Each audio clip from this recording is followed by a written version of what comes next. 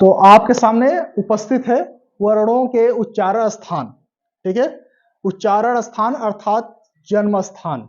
कौन सा वर्ण मुख के किस पार्ट को छूकर बाहर आता है और ये हमारा जिह्वा बताएगा, उसी को हम उच्चारण स्थान या जन्म स्थान बोलते हैं। ठीक है, हमारे पास वर्ण है ना, स्वर और व्यंजन है, उन स्वरों व्यंजनों का उच्चारण स्थान क्या है इसके विषय में हम जानेंगे, पढ़ेंगे। हालांकि हिंदी में इस चीज को हम पढ़ा चुके हैं, आप हिंदी का व्याकरण देखेंगे मेरे चैनल पर जाकर तो वहां आपको मिलेगा। मैं आज जो ये पढ़ाने जा रहा हूं ये संस्कृत के उच्चारण स्थान है। ठीक है, संस्कृत में क्या पढ़ना है, तो चलिए देखते हैं। वर्णो उच्चारण स्थानानि, ठीक है, अर्थात वर्णों के उच्चारण स्थान। इसको मैंने हिंदी में भी लिख दिया, वर्णों के उच्चारण स्थान। उच्चारण स्थान से क्या मतलब है, इस चीज को कैसे हम जाने, क्या चीज है, एक नया टॉपिक है। तो इसके लिए मैंने यहां पर लिखा है, एक पॉइंट है कि वर्णों का उच्चारण करते समय हमारी जीभ मुख के जिस स्थान को स्पर्श करती है उस स्थान को उच्चारण स्थान कहते हैं।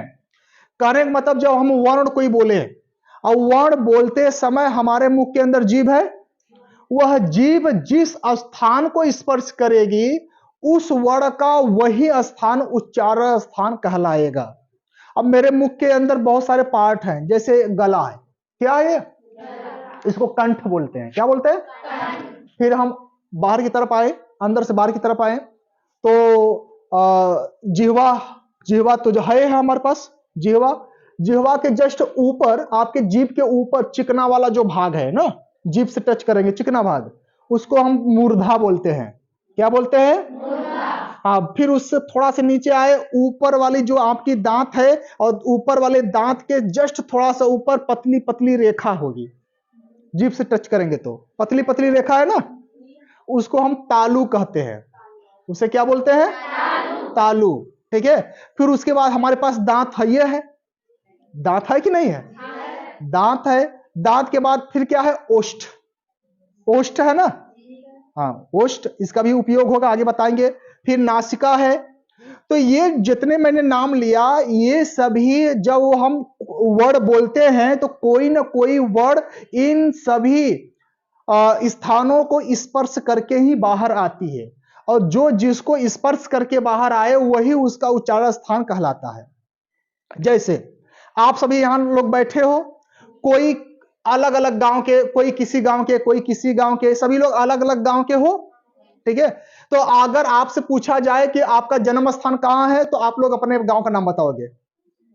आपका जन्म वहां हुआ, आपका जन्म स्थान वो है। ठीक है, हमसे पूछोगे तो हम बताएंगे मेरा जन्म स्थान बनारस। मेरा जन्म स्थान कहां? बनारस, मैं वहां का बताऊंगा।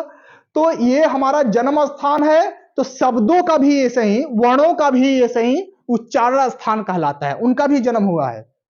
अब जो मैंने पार्ट बताया मुख के, इन्हीं पार्टों किसी न किसी को छूकर वो बाहर आते हैं, वही उनका उच्चारण स्थान कहलाता है। आइए आगे इसको समझते हैं। पाणिनीय शिक्षा में उच्चारण स्थानों की संख्या कितनी है? 8। जो पाणिनी है ना, पाणिनी शिक्षा एक ग्रंथ है, उसमें वर्णों के जो उच्चारण स्थानों की जो संख्या स्थान बताई गई है, उसमें 8 स्थान बताए गए हैं। कितने स्थान? 8 स्थान बताए गए हैं। हालांकि हम लोग जनरली यूज करते हैं केवल 7 ही स्थान का। कितने स्थानों का? 7। लेकिन उन्होंने बताया है कितना? 8। पाणिनि कौन थे? पाणिनि संस्कृत व्याकरण के जो अष्टाध्यायी है उसके निर्माता है, उसको लिखने वाले हैं बहुत बड़े विद्वान। जो हम लोग अपनी किताबों में संस्कृत व्याकरण पढ़ते हैं, ये उन्हीं का देन है, पाणिनि का है। तो पाणिनि हमारे क्या है? संस्कृत व्याकरण के एक तरह का जन्मदाता समझो, अष्टाध्यायी के जन्मदाता। उन्होंने अपने शिक्षा में, पाणिनि जो शिक्षा है उसमें उन्होंने बताया है कि उच्चारण स्थान जो है वो कुल टोटल है कितने? 8 हैं। चलिए यहां देखते हैं कौन कौन से हैं 8। तो आपके सामने उपस्थित है ये 8। पहला हमारा है क्या? कंठ। क्या है? कंठ। मैंने दिखाया ना कंठ।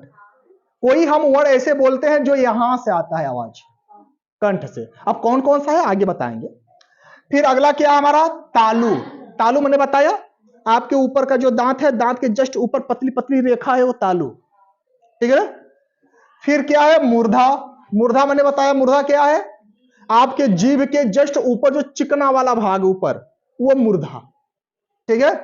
फिर क्या है आपका, दंत। दंत है आप लोगों के पास, दंत माने दांत है ना, दंत जानते ही हो। ये क्या है, ओष्ठ। ओष्ठ, दो ओष्ठ होते हैं, एक ऊपर का एक नीचे का, एक अधोष्ठ एक उपरोष्ठ, ऊपर और नीचे का दो ओठ होते हैं लोगों का, ठीक है।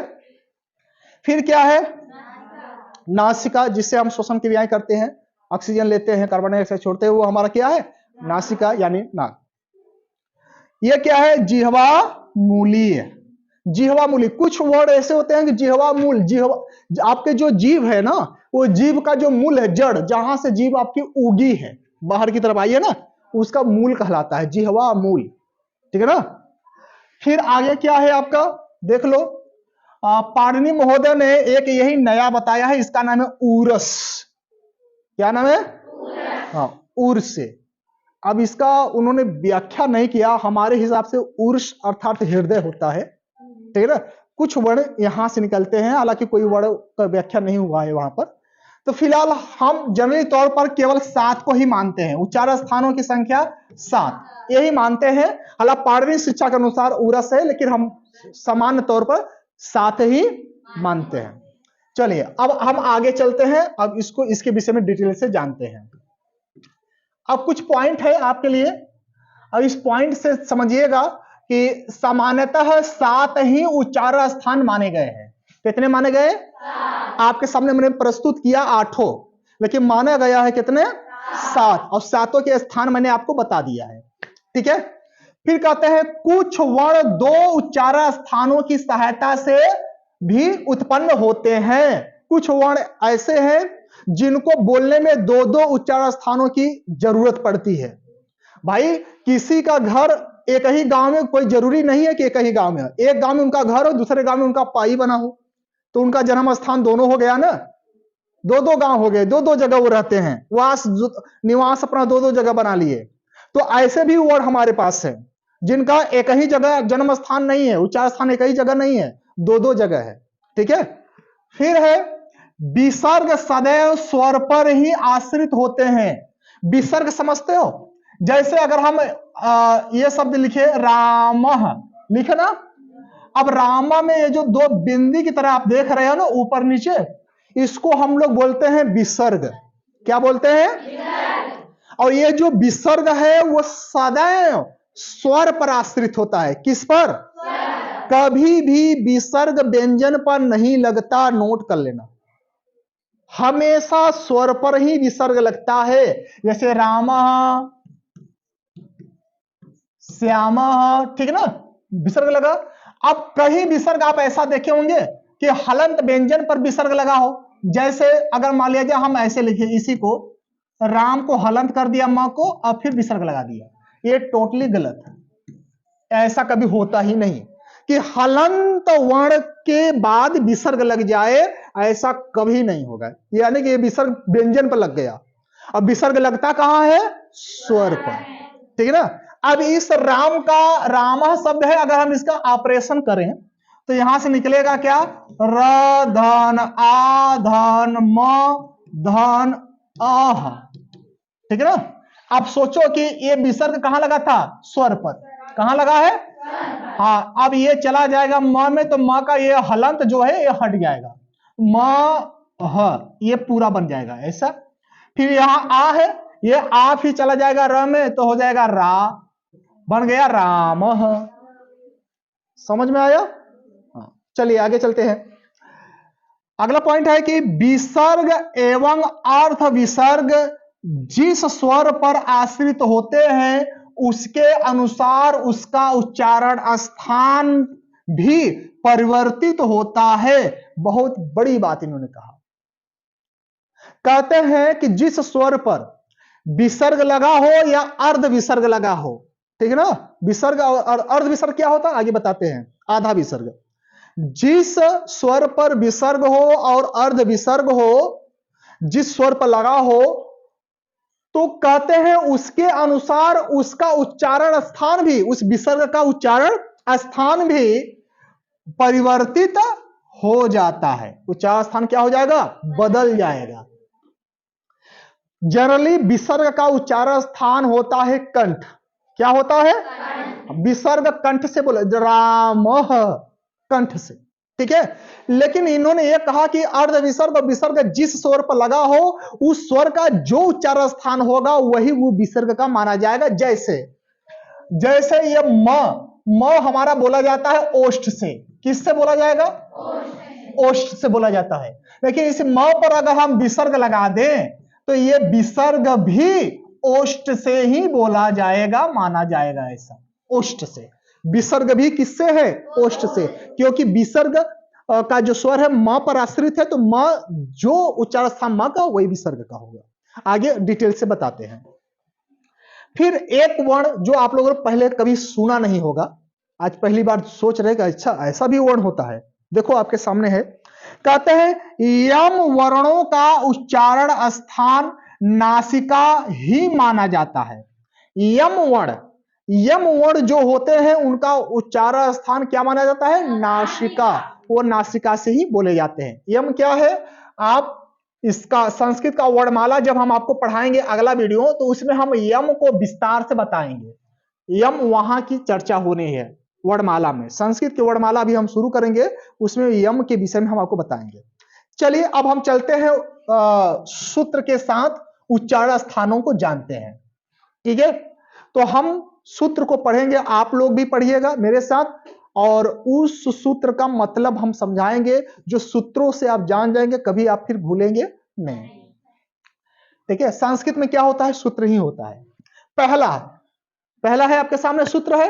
एक सूत्र है अकुह विसर्जनीया नाम कंठ, ठीक है।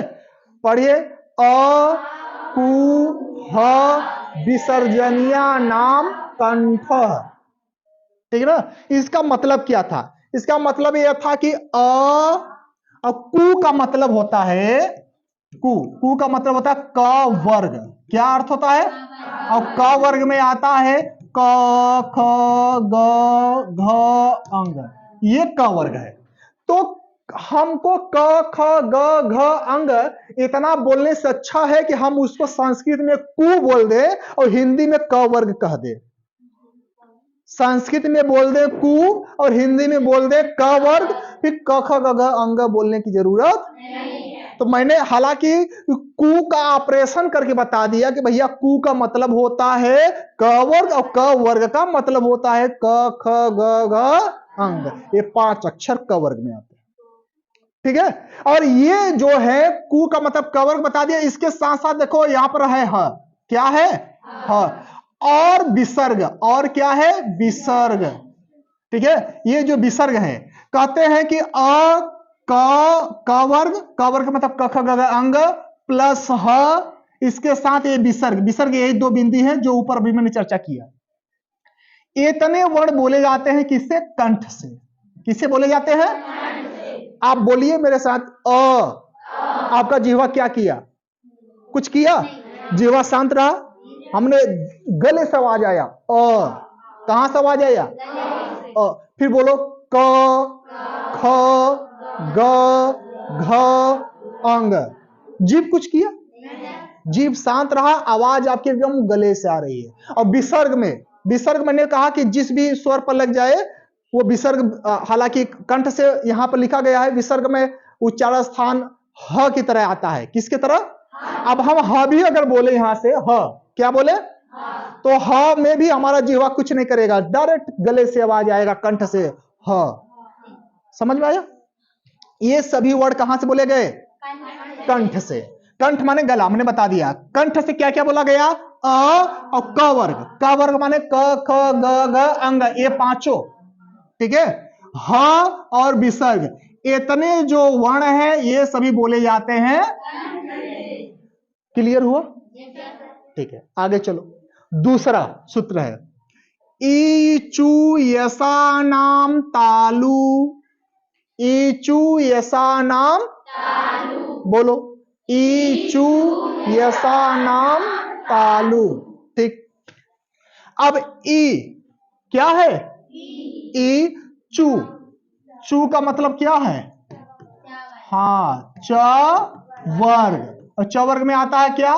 च, छ, ज, झ, ञ। ये 5 अक्षर। ठीक है। कहने का मतलब कि च, छ, ज, झ, ञ बोलने से अच्छा है संस्कृत में चू बोल दो। क्या बोलो? बस हो गया, सब बोलने की जरूरत नहीं है। या हिंदी में कह दो च वर्ग। क्या बोलो? च वर्ग का मतलब होता है च, छ, ज, झ, ञ। ठीक है।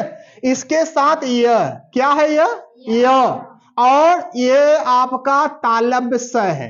ये कौन सा स है? हाँ, ये वाला स। स अपने पास 3 है ना। पहले अब इसको देखते हैं। अच्छा, ये सभी कहां से बोले जाते हैं? तालु से। कहां से? तालु से। तालु हमारा क्या कहां है? ऊपर वाले जीभ, दांत के जस्ट ऊपर पतली वाली रेखा, वो तालु है हमारा। यानी कि आपको अपना तालु नहीं मालूम है तो हम बता देते हैं। इस वर्ड को बोलो, आपकी जीभ जिसको छू दे वही आपका तालु। ठीक है। बोलो ई। ई बोलते हो ना, ई शुद्ध बोलोगे तभी। ई बोलोगे तो आपका जीभ जो है ना, वो जस्ट उस पतली पतली रेखा को टच करेगी। ई। ठीक है। फिर क्या है? चू। च वर्ग बोलो छड़ा। च, छ, ज, झ। आप जीभ पर ध्यान दो, जीभ पर ध्यान दो। जीभ आपका कहां छू रहा है? च, छ, ज, झ। आवाज नहीं। उसके बाद क्या है? यह भी अगर हम बोलें तो ये हमारा तालु से आ रहा। और फिर आपका श। क्या बोलेंगे? श। हाँ, श ऐसे बोलो कि उसको छुए। श। ठीक है। इसीलिए ये सभी तालु से हैं, इसीलिए इस वाले स को हम लोग तालव्य स बोलते हैं। कौन सा स है? हाँ, ये कौन सा स है? तालव्य स। अब आप लोगों से कोई पूछे कि बताओ कौन सा स है, तो ये मत बताना सीटी वाला।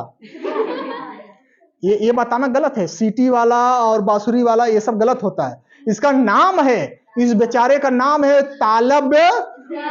अब आप सभी का, किसी का नाम सोनी है, किसी का मोनी है, सब नाम है ना। अब की कोई अगर आपको कहे कलुई, नाम तो बड़ा बढ़िया है लेकिन बुला दिए कलुई, तो अब इसका भी नाम तालव्य है। अब इसको हम करें सीटी वाला तो गलत है कि नहीं है? हाँ, तो सिटी वाला नहीं, नाम से बुलाओ, तालव्य से। कौन सा सर?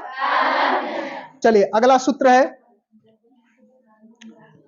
री टू रषाणाम मूर्धा। पढ़ो, री टू रषाणाम मूर्धा। ठीक है। अब देखो, मूर्धा हमारा जीभ के ऊपर वाला चिकना वाला भाग है। ठीक है। अब ये हमारा क्या है? री। इसको बोलेंगे तो हमारा जीभ मुड़ेगा, ऊपर छुएगा। री क्या है? री। अब ये क्या है? टू। टू का मतलब क्या होता है? ट वर्ग। क्या होता है? और ट वर्ग में आता है ट, ठ, ड, ढ, ड़। आ गया ना? ये 5 अक्षर ट वर्ग में। यानी ट, ठ, ड, ढ, ड़ बोलने से अच्छा है बोल दो टू या ट वर्ग। ठीक है। आगे देखो यहां पर, फिर हम बोलेंगे र। क्या बोलेंगे? र बोलेंगे, जीभ हमारा मुड़ेगा और ऊपर वाले को छुएगा। र। फिर कहे सा, श। क्या है? श। ये कौन सा सा है? ये वाला।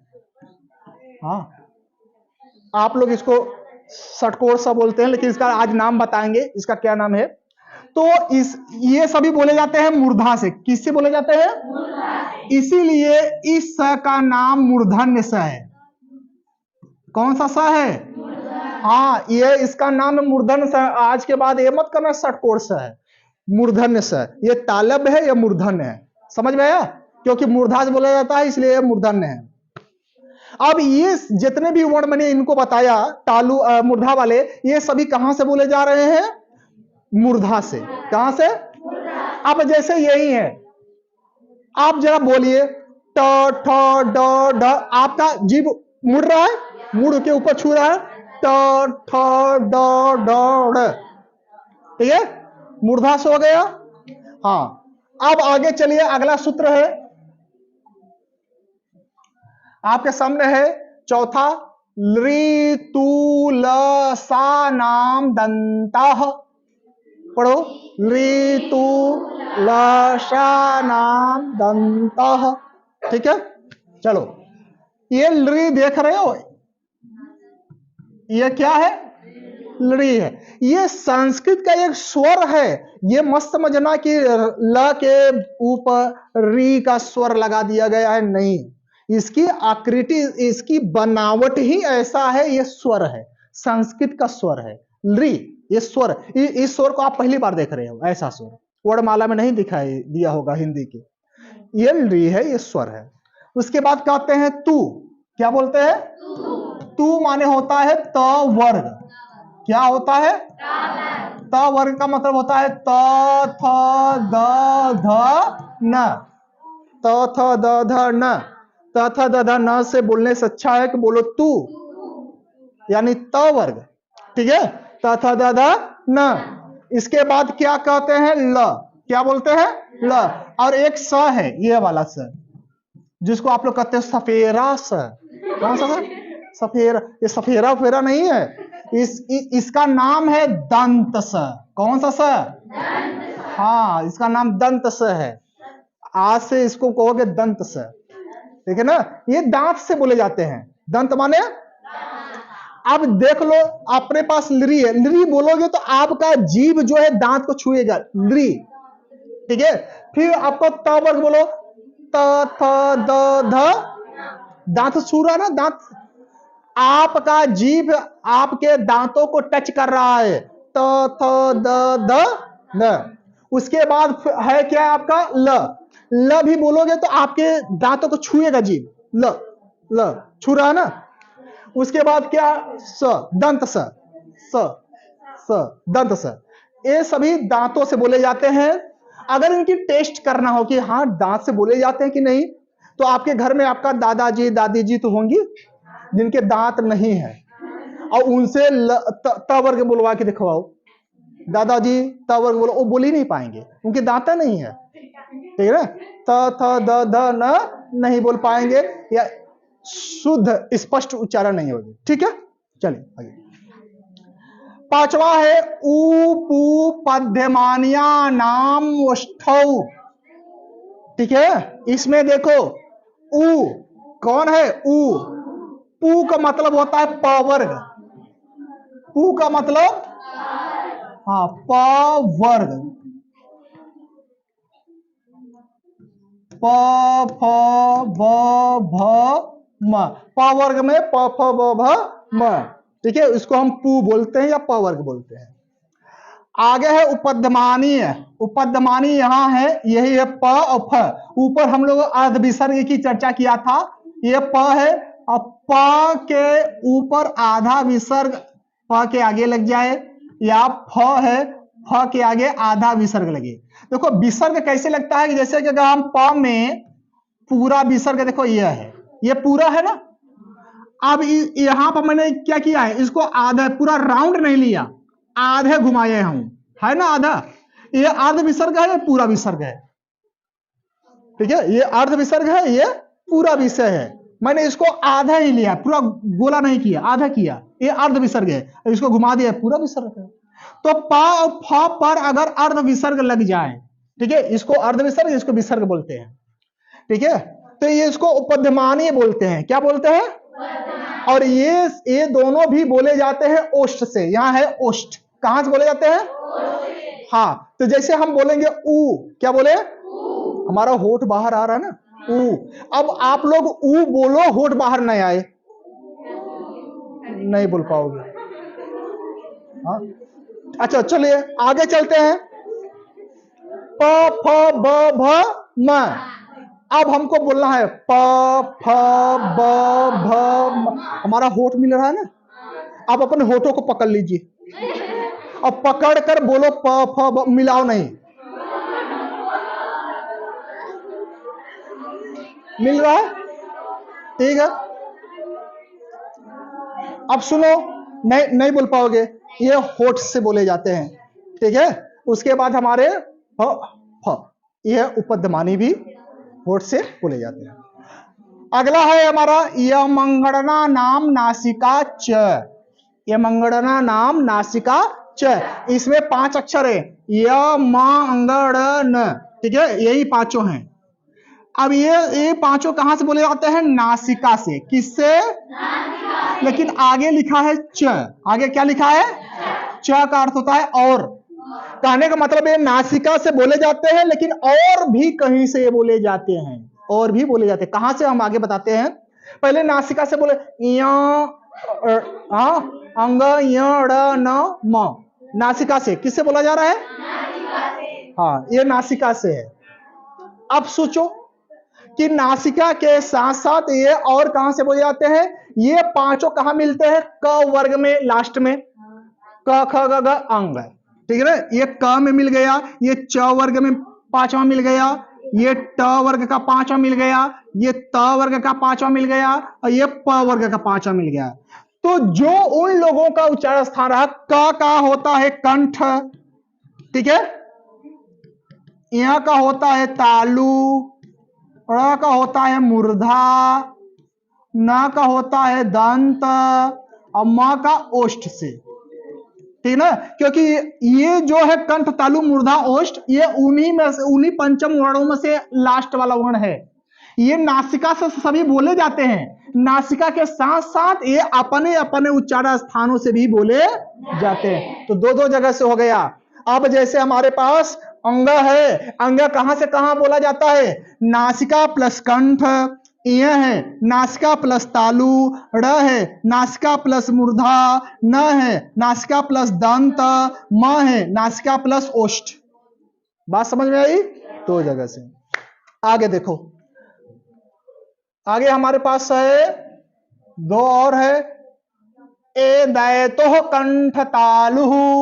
अब देखो हमारे पास दो अक्षर ऐसे हैं, ए दैतो, कहने का मतलब ए तधान एतो, यही है। एत का मतलब होता है ए, तो यहां से हटा, खत्म हुआ, तो यहां से आए, ए और आए, यही है आपके सामने, ए और आए, ये दोनों बोले थे कंठ और, हाँ, ए और आए बोले जाते हैं कंठ और, दो जगह से इनका निवास दो दो जगह है, कंठ और तालु, दो दो जगह। लेकिन हम कैसे माने कि ए और ओ कंठ तालु से? हमने तो बोल दिया, लेकिन अब हमको जानना कि कैसे ऐसा हुआ। एक तो हम बोल के भी देख रहे थे, ए आए बोल के भी देख लें, और दूसरा हम इसका ऑपरेशन करके देखते हैं कि इसके अंदर है क्या, ये कहां से बोलते हैं, ठीक है। अब हमारा जो ए है ना, वह अ और ई से बनता है, अ और ई, तो अ का उच्चारण स्थान होता है कंठ, और ई का उच्चारण स्थान होता है तालु, ठीक है। तो कंठ और तालु से क्या बोला गया? ए, तो यही कहता है ना कंठ और तालु, कंठ तालु से ए हो गया। और आय कहां से बोला गया? आय भी वही है। अब जो हमको यहां से ए मिल गया, तो अ धन ए बराबर आय। अब ए के अंदर कंठ तालु है, ये है, यहां से भी कंठ निकल गया, तालु इसके अंदर है, तो ये हो गया कंठ, ये हो गया तालु, कंठ और तालु इसमें भी है। समझ में आया? इन दोनों से जुड़ के मिला, उन दोनों का जो गुण है ना अंदर है, इसके अंदर मौजूद है, ठीक है। इसके ये जो है ना ए और ए, इनके माता पिता हैं अ और ई, अ और ई, ठीक है। ये किसके माता पिता हैं? ए और, हाँ, यही दोनों आपस में मिले तो ए और आई मिला। समझ में आ गया? आगे देखो, आगे है आपका ओ दौतो कंठोष्ठम। कंठ और ओष्ठ से कौन कौन बोला जाता है? ओ और औ। ओ और औ कहां से बोला जाता है? कंठ और ओष्ठ से। अब देखो कैसे इनका भी ऑपरेशन करके देखते हैं, ठीक है। जैसे मान लिया जाए ओ है, तो ये बनता है हमारा कैसे? अ धन उ बराबर ओ, ठीक है, अ धन उ। अ के नीचे अ हमारा कहां से बोला जाता है? कंठ से, और उ बोला जाता है ओष्ठ से। किससे? कंठ और ओष्ठ, यही दोनों मिलकर जब ओ बन गया, तो ओ भी तो कंठ और ओष्ठ से बोला जाएगा, तो ये गुण उनके अंदर है। और ओ को देख लो, कहते हैं अ में अगर ओ जोड़ दें तो बन जाता है औ। क्या बनता है? आओ। तो ये अ कंठ से है, ओ जो है वो आपका कंठ और तालु दोनों है, ठीक है। 2 मिनट। फिर तो ये कंठ, अरे सॉरी, कंठ और ओष्ठ दोनों है इसमें, तो कंठ और ओष्ठ ये दोनों में ओ जुड़ गया। इसके बाद है हमारा वकारस दंतोष्ठम। वकारस दंतोष्ठम, वकार, वो केवल ये वह है हमारा। ये कहां से बोला जाता है इसको देखना है। ये कहते हैं दंतोष्ठम, माने दंत और ओष्ठ से, दंत और, हाँ, दंत और ओष्ठ से बोला जाता है व। बोलो व, ठीक है ना। होठों का सहारा हो रहा व, और दंत छू रहा हमारा जीभ, ठीक है। आगे देखो, ध्यान देना, जिह्वा मूल्यस्य जिह्वा मूलम। अब जिह्वा मूली यानी जिह्वा मूल माने होता है जीभ की जड़। जीभ की जड़ से हमारे पास क ख, इसको हम बोलेंगे तो अंदर से बोलेंगे क ख, जिह्वा के मूल से क ख, ये जिह्वा मूली होता है, ठीक है। क और ख के पहले अर्ध विसर्ग है, ध्यान देना। क और ख के पहले अर्ध विसर्ग हो तो उसको जिह्वा मूली कहते हैं, और प और फ के पहले अर्ध विसर्ग हो तो उसको उपध्यमानी बोलते हैं, ठीक है। और हमारा अंतिम में आता है, क्या है? नासिका अनुस्वारस्य। नासिका, ये जो अनुस्वार होता है ना ऐसे, ठीक है, ये नासिका से बोला जाता है। किससे? नासिका से। इसी के साथ आज का ये उच्चारण स्थान समाप्त हुआ। अब हम एक नए सिलेबस यानी कि संस्कृत का वर्णमाला, संपूर्ण वर्णमाला संस्कृत विचार वर्ण विचार लेकर हम आएंगे और आपको बताएंगे। आप जो है हमारे चैनल पर आप इन सभी चीजों को जो नहीं समझ रहा है दोबारा से आप देख सकते हैं वीडियो को, और आगे पढ़ते रहिए, सारा वीडियो आपके पास पहुंचता रहेगा। हिंदी और संस्कृत के संपूर्ण व्याकरण आप